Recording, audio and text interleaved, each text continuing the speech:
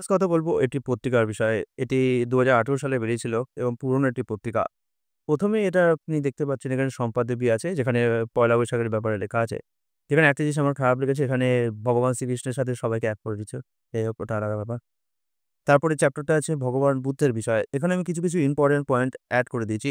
যেমন ভগবান সিদ্ধার্থের সারথীর নাম ছিল ছন্দ আর অশ্বের নাম ছিল কণ্ঠ। হিন্দুরা বিশ্বাস করে না এটা সত্যি কথা ফ্যাক্ট যে শ্রীমদ্ ভগবতে বলাই আছে যে ভগবান বুদ্ধ রূপে অবতরণ করেছিলেন। কিন্তু বৌদ্ধরা যাকে বুদ্ধ বলে মানে আর হিন্দু ধর্মে বর্ণিত যে বুদ্ধ সেটা সম্পূর্ণ ডিফারেন্ট। কারণ হিন্দু ধর্মে যে বৌদ্ধ তার জন্মগ্রহণ হয়েছিল হচ্ছে বিহারে। আর যেটা কিনা বৌদ্ধরা মানে যে বুদ্ধ, সেই বুদ্ধের জন্মগ্রহণ হয়েছিল হচ্ছে নেপালে। তো এই দুটো আলাদা আছে। এছাড়াও বৌদ্ধ জাতক সাহিত্যে আমরা দেখতে পাই যে তিনি ৫০০ বার জন্মগ্রহণ করেছিলেন। আরেকটা জিনিস যেখানে অনেক ছোট ইম্পোর্টেন্ট পয়েন্ট দিয়েছে যে তথাগত কথার মানে কি? তথা হইতে আগত। যে ছোটখাটো কিছু পয়েন্ট এখানে দেয়া আছে। ঠিক আছে? আর তারপরে আছে সেলিব্রিটিদের প্রিয় বৈশাখ, যেটা আমার কোনো সেন্স লাগেনি। সেই একই কথা সবাই বলেছে। কেউ বলেছে আম ভালো লাগতো, কেউ বলছে ভালো লাগতো না, কেউ বলছে গরম ভালো লাগতো, কেউ বলছে ভালো লাগতো না, কেউ বলেছে রবীন্দ্রনাথ ভালো লাগতো, কেউ বলছে ভালো লাগতো না। এই নিয়ে চলেছে, যেটা আমার কোনো যুক্তি লাগেনি একদমই। তাছাড়া এখানে অনেক সেলিব্রিটিকে আমি চিনিও না। কি করে যে সেলিব্রিটি হলো বুঝতে পারলাম না। ঠিক আছে? কিছু কবিতা আছে যেগুলো আমি একদমই পড়ি না কারণ মাথা মুন্ডু কিচ্ছু বুঝি না। আমার সময় আছে সঞ্জীব চট্টোপাধ্যায়, যেটা কিনা আমি দাগিয়েছি, পড়েছি কিন্তু ভালো লাগেনি। কারণ কিছু মাথা মুন্ডু আমি বুঝতে পারছি না।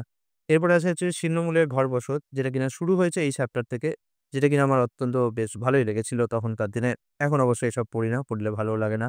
তারপরে ছিল হচ্ছে পদ্মাচরে একাকী রবি, যেটা কিনা রবীন্দ্রনাথ ঠাকুর এবং কাদম্বরী দেবীর দাম্পত্য প্রেম নিয়ে রঞ্জন বন্দ্যোপাধ্যায় বেশ রসিয়ে লিখেছেন। যেটা কিনা এই সংখ্যায় আবার শেষও হয়ে গিয়েছে। এটা চলছিল কিন্তু এই সংখ্যায় শেষ হয়ে গেছে। আর এই সংখ্যা থেকে শুরু হয়েছে বিনোদ ঘোষালের লেখা ভরলো দোরগোলো। যেখানে তিনি শুরু করেছেন নজরুল ইসলামের জীবন নিয়ে। যেখানে ১ম নজরুল ইসলামের যে বিয়ে হবে সেই নার্গিসের সাথে সেই অধ্যায়টা ব্যাখ্যা করা আছে। এরপরে আছে হচ্ছে একটা উপন্যাস 'পুনরায় চিত্তগমন', যেটা পড়লে আমার কেমন জানি না অদ্ভুত লেগেছিল। যার জন্য আমার খুব একটা ভালো লাগেনি আর তাকাইও নি সেরকমভাবে।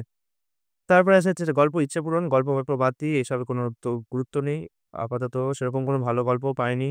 আর সে বলে কি করব? তারপরে আছে হচ্ছে সেলিব্রিটিদের পছন্দের রান্না, যেটা কিনা আমার একটা জিনিস দেখেছে যে কোনো সেলিব্রিটি নিরামিষাশী নয়। সবাই হয় লাউ চিংড়ি, ট্যাংরা, ইলিশ, পাতলা মাছের ঝোল, মটন, আফগানি, চিংড়ি মালাইকারি, মটন কষা। মানে কেউই মাছ মাংস ছাড়া কিছুই ভালোবাসে না। যাই হোক।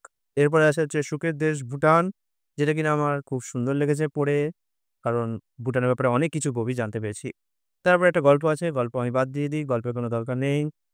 এ মাসে অতিথি হিসাবে দেবকে আনা হয়েছিল। মানে তখনকার দিনে ২০১৮ সালে এবং সেখানে দেব অনেক কিছুই প্রকাশ করেছিল। কিন্তু সবথেকে ইম্পোর্টেন্ট যেটা আমার মানে জানতে ইচ্ছা করছিল যে দেব কিভাবে এত বড় হতে বা ভবিষ্যতে প্ল্যান কি? সেই ব্যাপারে কোনো প্রশ্ন করা হয়নি, যেটা আমার ডিসঅ্যাপয়েন্টিং লেগেছে। প্রশ্ন করতে হলে একটুখানি রসিয়ে প্রশ্ন না করে একটুখানি টু দ্যা পয়েন্ট প্রশ্ন করা উচিত। ৩৬ ঘন্টা স্ত্রী, এটা ইভা ব্রাউনের ব্যাপার, যেটা কিনা হিটলারের গোপন স্ত্রী বলেও মনে করা হয়। তার ব্যাপারে একটা রসিয়ে গল্প লেখা আছে। গল্পই কারণ এগুলো সবই কিছু ফ্যাক্ট কোথা থেকে পেয়েছেন না পেয়েছেন কিছু জানি না আমি। আর এখানে সেরকম কিছু নেই। আর একটা গল্প দিচ্ছে সিরিয়াসলি বড়দের পত্রিকায় বাচ্চাদের গল্পের, তাও আবার কিনা ছোট ২-৩ পৃষ্ঠায়। এভাবে কি পড়া যায় কমিক্স? আচ্ছা, আমার মনে হয় কমিক্স জগতে না ভারতের আরো বিশেষত বাংলায় আরো উন্নত করা উচিত। কারণ সেই লেখকের লেখা গল্প নিয়ে কমিক্স আছে। যেখানে বিদেশে মৌলিক কমিক্স যেমন ডিসি কমিক্স, মার্ভেল কমিক্স, তারপরে হচ্ছে টিনটিনের কমিক্স, মৌলিক কমিক্স যেখানে বাড়ছে, সেখানে বাংলায় কিন্তু সেভাবে কমিক্স তৈরি হচ্ছে না। আগে একসময় হতো। আর এখন সুযোগ বন্দ্যোপাধ্যায় কিছুটা চেষ্টা করছেন। আরো ২-১ জন চেষ্টা করছেন। বাট মৌলিক কমিক্সে না এখনো বেশ ঘাটতি বাংলায় রয়ে গেছে। যাই হোক এখানে সিনেমা লাইমলাইট আছে যেগুলো আমি জীবনেও কোনোদিন পড়ি না। কারণ সিনেমা লাইমলাইট এসব ব্যাপারে জেনে আমার মতে ফালতু, কোনো কাজের নেই। তারপরে আসে হচ্ছে জ্যোতিষীর দরবারে, যেটাও আমি কোনোদিনই পড়ি না। এগুলো জেনে কোনো লাভ নেই, ফালতু নেই। তাই এটুকু নিয়েই পুরো নবকল্লোলের এই ২০১৮ সালের ১ম সংখ্যাটা সমাপ্ত হয়েছিল। এরকম আরো রিভিউ করার চেষ্টা করব। পাশে থাকলে অবশ্যই বেশি করে করব। আর বাই দ্য ওয়ে একটা বই রিভিউ করেছি যেটার নাম হচ্ছে 'ইউটিউব সিক্রেটস', সেটা কেমন লেগেছে আপনারা আমাকে জানাননি। নিচে কমেন্টে জানালে খুব খুশি হব।